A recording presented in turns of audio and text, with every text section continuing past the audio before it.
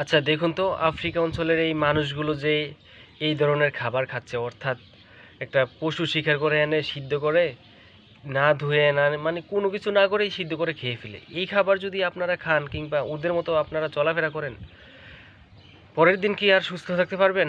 শুধু পরের দিন কেন, আজকেই মানে যেদিন এই খাবার খাবেন পরের দিনে অসুস্থ হয়ে যাবেন।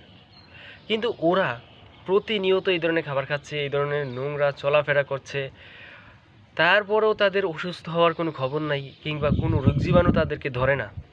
কিভাবে সম্ভব? আপনি আমি হলে তো এটা সম্ভব না, পরের দিনে অসুস্থ হয়ে যাব।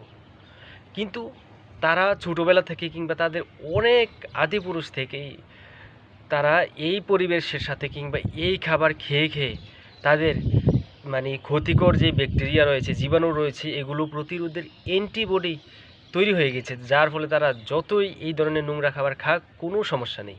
কিন্তু আপনি আমি খেলে অসুস্থ হয়ে যাব।